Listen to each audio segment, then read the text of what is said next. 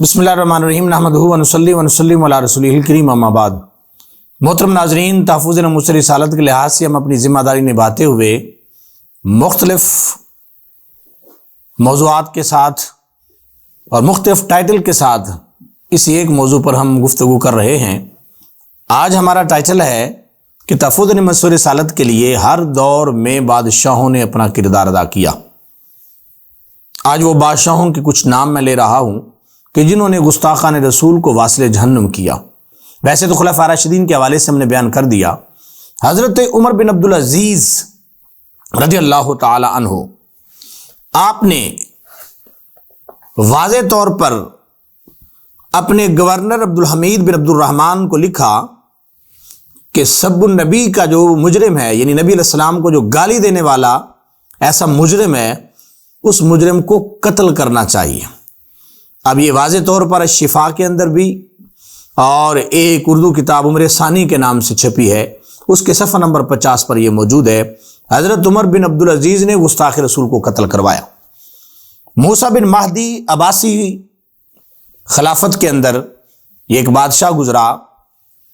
اس زمانے میں ایک شخص نے قریش کو گالی دی اور ساتھ معاذ اللہ نبی علیہ السلام کی شان میں گستاخی کی، تو موسیٰ بن مہدی نے فتویٰ لیا علماء سے۔ علماء نے یہ فتویٰ دیا کہ ایسے شخص کو قتل کر دینا چاہیے، اگرچہ قریش کو گالی دینے کے لحاظ سے بھی اس کی سزا یہی ہے، لیکن چونکہ اس نے نبی علیہ السلام کی شان میں گستاخی کی ہے تو ایسے شخص کو زندہ رہنے کا کوئی حق حاصل نہیں۔ تاریخ بغداد کے اندر یہ بات موجود ہے۔ سلطان نور الدین زنگی رحمۃ اللہ علیہ نے دو عیسائی بدبختوں کو جو نبی علیہ السلام کے جسد اطہر کو مدینہ شریف سے نکالنا چاہتے تھے، آپ نے ان دونوں کو قتل کروایا، اور یہ بات بھی مختلف کتب کے اندر آئی ہے۔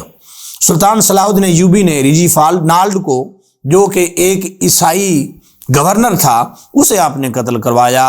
اور بڑی دلچسپ بات یہ ہے کہ آپ اس وقت بستر علالت پہ تھے اور آپ نے یہ منت مانی تھی کہ اگر اللہ تعالیٰ مجھے اس بیماری سے شفا عطا فرمائے تو میں گستاخ رسول کا سر قلم کروں گا، تو آپ کو اللہ پاک نے شفا دی، اور پھر آپ نے اس گستاخ رسول کو قتل کر کے اس کا سر مختلف بادشاہوں کے پاس بھیجا کہ جو بھی ہمارے نبی علیہ السلام کی شان میں گستاخی کرے گا اسے دنیا میں رہنے کا کوئی حق حاصل نہیں ہے۔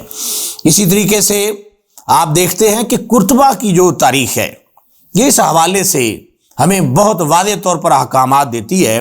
قرطبہ کے اندر پادری تھا، یولوجیس اس کا نام تھا، تو اس شخص نے ایک باقاعدہ طور پر معاذ اللہ سرکار کی شان میں گستاخی کرنے کی تحریک شروع کی، تو اس پر امیر عبد الرحمن کے فرزند امیر محمد نے اپنے ہاتھوں سے اسے قتل کیا۔ سٹوری آف دی نیشنز کے اندر یہ بات موجود ہے۔ اسی قرطبہ کے اندر ایک راہب اسحاق تھا، اس نے بھی جب نبی علیہ السلام کی شان میں گستاخی کی تو امیر عبد الرحمن نے اسے اندلس کے اندر قتل کروایا، اور یہ بھی عبرت نامہ اندلس کے اندر واضح طور پر یہ بات موجود ہے۔ اسی طریقے سے وہاں پر کچھ اور بھی ایسے شخص تھے، پرفیکٹس اور اس طرح ہرمیاس اور سانکو، آئزک، یہ تمام کے تمام لوگ جو ہیں یہ پادری تھے اور نبی علیہ السلام کی شان میں گستاخی کرتے تھے، تو اندلس میں انہیں قتل کروایا گیا۔ یاد رکھیں اندلس کی بربادی کی سب سے بڑی وجہ کیا بنی؟